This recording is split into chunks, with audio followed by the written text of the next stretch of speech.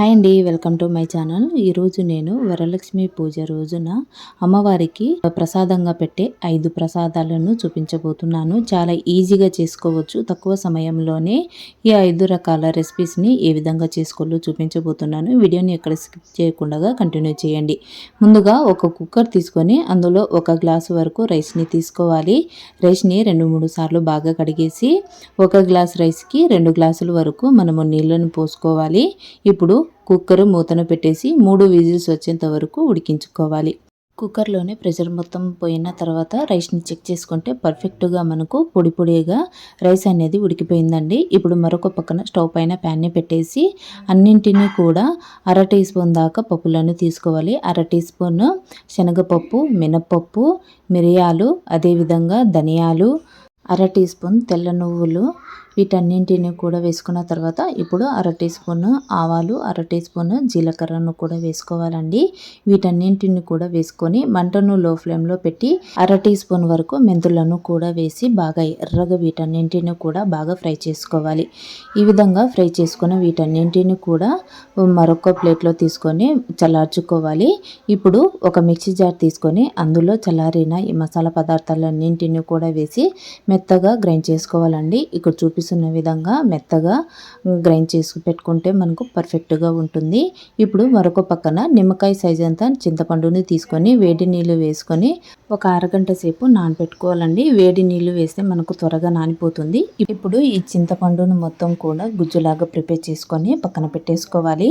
ఇప్పుడు మరొక పక్కన స్టవ్ పైన ప్యాన్ని పెట్టేసి అందులో 2 టేబుల్ స్పూన్ దాకా ఆయిల్ని వేసుకోవాలి. ఆయిల్ బాగా హీట్ అయిన తర్వాత 1/2 టీ స్పూన్ ఆవాలు, 1/2 టీ స్పూన్ జీలకర్రను వేసుకొని బాగా చిట్టపటలాడిన తర్వాత 1 టేబుల్ స్పూన్ పచ్చిశనగపప్పు, 1 టేబుల్ స్పూన్ మినపప్పును కూడా వేసేసి బాగా ఫ్రై చేసుకున్న తర్వాత ఇందులోనే 1 టేబుల్ స్పూన్ దాకా పల్లీలను వేసుకొని బాగా ఫ్రై చేసుకోవాలి. ఇవి కాస్త వేగిన తర్వాత ఇందులోనే 3 పచ్చిమిర్చిని తీసుకొని ఇలా పొడవుగా కట్ చేసి పెట్టుకోవాలి. అలాగే 2 ఎండుమిర్చిని కూడా వేసేసుకోవాలి.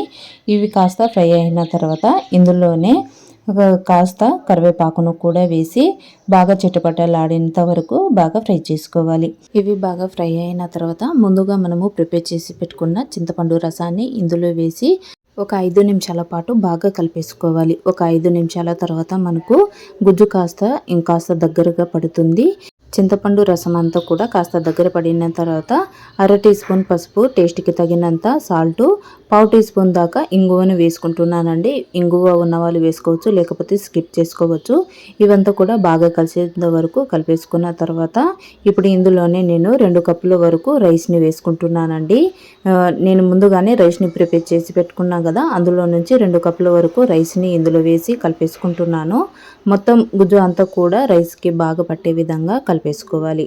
ఈ విధంగా ఒక 2 నిమిషాల పాటు రైస్ మొత్తం కూడా కలిపేసుకున్న తర్వాత ఇందులో మనము ముందుగా ప్రిపేర్ చేసి పెట్టుకున్న పొడిని కలిపేసుకోవాలి.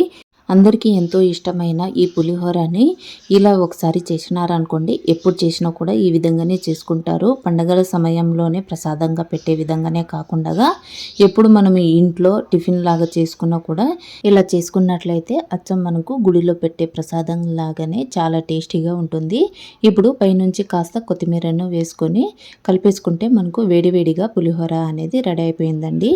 మనకు అమ్మవారికి పెట్టే ప్రసాదంలో మొదటి ప్రసాదం పులిహోర అనేది రెడీ అయిపోయిందండి. ఈ విధంగా చేసి పెట్టండి, చాలా టేస్టీగా ఉంటుంది. రెండవ ప్రసాదం వచ్చేసి పరమాన్నం చేసేటప్పుడు మనకు పాలు విరిగిపోకుండా ఉండాలంటే ఈ విధంగా చేయండి. ముందుగా 1 కప్పు వరకు తరిగిన బెల్లం తీసుకోవాలి. ఇప్పుడు స్టవ్ పైన ఒక బౌల్లో పెట్టేసి అందులో బెల్లంని వేసి కాస్త వాటర్ కూడా వేసేసి బెల్లం అంతా కూడా కరిగేంత వరకు ఉడికించుకొని పక్కన పెట్టేసుకోవాలి. ఇప్పుడు మనము ముందుగా ఉడికించి పెట్టుకున్న రైస్లో నుంచి సగం దాకా రైస్ని తీసి పెట్టుకొని సగం రైస్ని ఇప్పుడు పరమాన్నంకి ప్రిపేర్ చేసుకోవాలి. ఇప్పుడు ఇందులోనే 1 కప్పు వరకు నేను పాలను వేసుకుంటున్నాను. పాలను వేసి రైస్లో అంతా కూడా బాగా కలిసే విధంగా కలిపేసుకోవాలి. మెత్తగా అయ్యేంత వరకు కలిపేసుకుంటే సరిపోతుంది.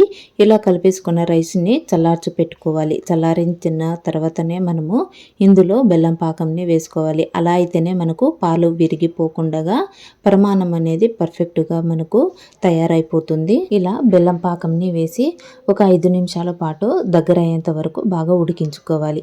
పరమాన్నం ఒక సైడు బాగా ఉడుకుతూ ఉన్నప్పుడు మరొక సైడు ప్యాన్ పెట్టేసి అందులో 1 టేబుల్ స్పూన్ దాకా నెయ్యిని వేసుకోవాలి. నెయ్యి లేదా నూనెను కూడా వాడుకోవచ్చు.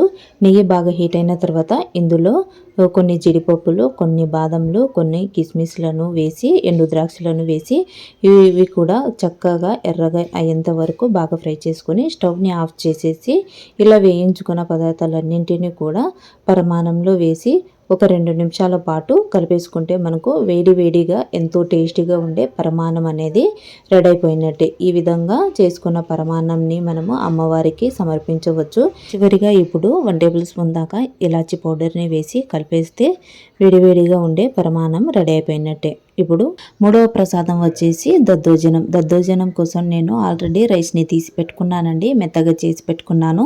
ఇప్పుడు ఇందులోనే 1 కప్పు వరకు పెరుగును తీసుకోవాలి. అదే కప్పుతో 1 కప్పు వరకు పాలను కూడా తీసుకోవాలి.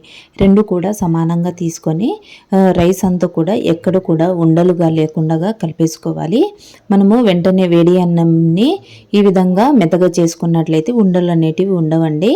నేను కాస్త చల్లార్చుకున్నా కాబట్టి ఉండల్లాగా అయిపోయింది.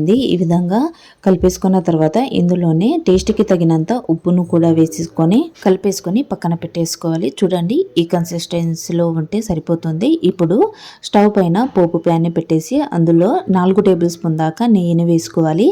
నెయ్యి హీట్ అయిన తర్వాత ఇప్పుడు ఇందులోనే పోపు దినుసులు, పచ్చిశనగపప్పు, మినపప్పు, ఆవాలు, జీలకర్రను వేసుకొని చిటపటలాడిన తర్వాత 7-8 జీడిపప్పులను కూడా వేసుకోవాలి. అదేవిధంగా 2 ఎండుమిరపకాయలను కూడా వేసుకొని అదేవిధంగా కట్ చేసి పెట్టుకున్న కరివేపాకును కూడా వేసేసి ఒక 2 నిమిషాల పాటు వీటన్నింటిని కూడా బాగా వేయించుకోవాలి. కాస్త ఇవి కూడా ఎర్రగా వేగిన తర్వాత ఇప్పుడు ఇందులోని ఈ పోపునంతా తీసుకొని దద్దోజనంలో కలిపేసుకోవాలి. అంతేనండి, ఎంతో టేస్టీగా ఉండే దద్దోజనం మనకు మూడవ రెసిపీ దద్దోజనం కూడా రెడీ అయిపోయింది. ఈ విధంగా మనము మూడవ రెసిపీని కూడా చాలా సింపుల్గా తక్కువ సమయంలోనే ప్రిపేర్ చేసుకోవచ్చు. ఇందులోనే కాస్త కొత్తిమీరను కూడా వేసేసి కలిపేసుకుంటే అమ్మవారికి సమర్పించే మూడవ ప్రసాదము దద్దోజనం కూడా మనకు రెడీ అయిపోయిందండి. చాలా ఈజీగా 5 నిమిషాల్లోనే చేసుకోవచ్చు. ఇప్పుడు 4వ ప్రసాదం వచ్చేసి మనకు శనగ గుగ్గిళ్ళ తాలింపు. శనగలను నేను నైటే నానపెట్టేసుకున్నానండి. నానపెట్టేసుకొని మార్నింగ్ కల్లా మనకు బాగా నానిపోతాయి. మార్నింగ్ వీటిని మనము రెడీ చేసుకోవచ్చు. వీటిని ఇప్పుడు శుభ్రంగా కడిగేసి కుక్కర్లో వేసి ఒక 3 విజిల్స్ వచ్చేంత వరకు మనము బాగా ఉడికించుకోవాలి. చూపిస్తున్న విధంగా ఉడికించుకుంటే సరిపోతుందండి. ఇప్పుడు ఇందులో ఉండే వాటర్ అంతా తీసేసుకొని ఒక బౌల్లో వేసి పెట్టేసుకుందాం.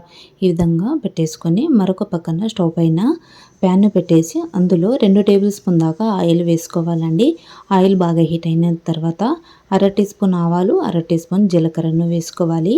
అవి కాస్త వేగాక సన్నగా కట్ చేసి పెట్టుకున్న అల్లం ముక్కలు, అదేవిధంగా 3 పచ్చిమిర్చిని తీసుకొని పొడవుగా కట్ చేసి వేసుకోవాలి. అదేవిధంగా 2 ఎండుమిర్చిని కూడా వేసుకొని బాగా కలిపేసుకున్న తర్వాత ఇప్పుడు ఇందులోనే ఉడికించి పెట్టుకున్న శనగలను కూడా వేసేసి ఒక 5 నిమిషాల పాటు బాగా ఫ్రై చేసుకోవాలి. మొత్తం బాగా కలిపేసుకున్న తర్వాత ఇందులోనే 1/2 టీ స్పూన్ పసుపు, టేస్ట్కి తగినంత ఉప్పును కూడా వేసేసుకొని బాగా కలిపేసుకోవాలి. ఇప్పుడు ఇందులో నేను పచ్చి కొబ్బరి తరుగును వేసుకుంటున్నానండి. పచ్చి కొబ్బరి తరుగును వేసుకుంటే చాలా టేస్టీగా ఉంటుంది.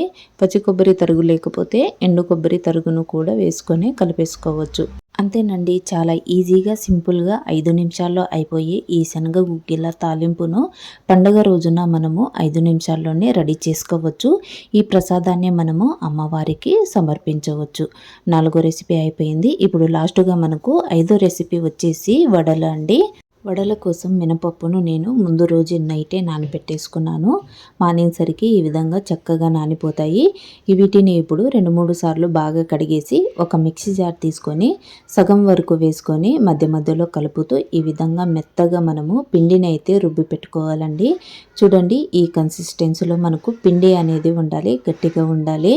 మెత్తగా అయిపోతే మనకు వడలు అనేటివి సరిగా రావు. ఈ విధంగా రుబ్బి పెట్టుకున్న ఈ పిండిని మనము ఒక బౌల్లో తీసి పెట్టేసుకోవాలి. మిగిలిన పప్పునంతా కూడా ఈ విధంగా మెత్తగా గ్రైండ్ చేసి పెట్టేసుకోవాలి. ఈ కన్సిస్టెన్సీలో ఉండాలండి. అలా అయితేనే మనకు వడలు అనేటివి పర్ఫెక్ట్గా వస్తాయి. ఇప్పుడు ఇందులో ఒక్కొక్కటిగా సన్నగా కట్ చేసి పెట్టుకున్న పచ్చిమిర్చి, సన్నగా కట్ చేసి పెట్టుకున్న అల్లం తరుగు, సన్నగా కట్ చేసి పెట్టుకున్న కరివేపాకు, 1 టేబుల్ స్పూన్ దాకా జీలకర్ర, అదేవిధంగా 2 టేబుల్ స్పూన్ దాకా రవ్వను వేసుకుంటున్నానండి. నచ్చితే వేసుకోవచ్చు, లేకపోతే స్కిప్ చేసుకోవచ్చు. బొంబాయి రవ్వను వేసుకుంటున్నాను. అలాగే ఇందులో టేస్ట్కి తగినంత ఉప్పును కూడా వేసుకొని పిండిలో మొత్తం అంతా బాగా కలిసే విధంగా కలిపేసుకోవాలి. ఈ విధంగా ఒకే డైరెక్షన్లో పిండిని కలిపేసుకున్నట్లయితే పిండి మరింత ప్లఫీగా రెడీ అవుతుంది. ఈ విధంగా రెడీ అయిన పిండిని మనము వడల్లాగా ప్రిపేర్ చేసుకోవచ్చు. ఎంత బాగా కలిపేసుకుంటే అంత బాగా మనకు వడలు అనేటివి పర్ఫెక్ట్గా వస్తాయండి. ఇప్పుడు మనము మరొక పక్కన స్టవ్ పైన ప్యాన్ని పెట్టేసి అందులో డీప్ ఫ్రైకి సరిపడినంత ఆయిల్ని వేసుకొని పిండిని కొంచెం కొంచెం తీసుకుంటూ వడల్లాగా ప్రిపేర్ చేసుకోవాలి. అంతేనండి, చాలా ఈజీగా చేసుకోవచ్చు. ఎప్పుడు చేసుకున్నా కూడా పండగ సమయంలోనే కాదండి, ఎప్పుడు చేసుకున్నా కూడా ఈ విధంగా మనము వడలను పర్ఫెక్ట్గా ఇదే మెథడ్లో ప్రిపేర్ చేసుకోవచ్చు. చాలా బాగా వస్తాయి. పైన క్రిస్పీగా, లోపల సాఫ్ట్గా చాలా బాగా వడలు వస్తాయండి. నేను చూపించిన విధంగా చేసినట్లయితే మనము కేవలము ఒక అరగంటలోనే ఈ 5 రకాల రెసిపీస్ని మనము పండగ సమయంలో ప్రిపేర్ చేసి పెట్టుకోవచ్చు. మనకు 5వ రెసిపీ వడలు కూడా రెడీ అయిపోయినాయండి. ఈ రెసిపీస్ అన్నీ కూడా మీకు నచ్చినట్లయితే తప్పకుండా మీరు ఇంట్లో ట్రై చేసి మీకు ఏ విధంగా వచ్చిందో మాకు కమెంట్ రూపంలో కమెంట్ చేయండి. ఎవరైతే ఛానల్ని సబ్స్క్రైబ్ చేసుకోలేదో ప్లీజ్ ఛానల్ని సబ్స్క్రైబ్ చేసుకోండి. మీ ఫ్రెండ్స్ అండ్ ఫ్యామిలీకి కూడా షేర్ చేయండి. అదేవిధంగా లైక్ కూడా ఇవ్వండి. ఇలాంటి మరిన్ని కొత్త కొత్త వీడియోలతో మళ్ళీ కలుద్దాం. Thanks for watching. Thank you.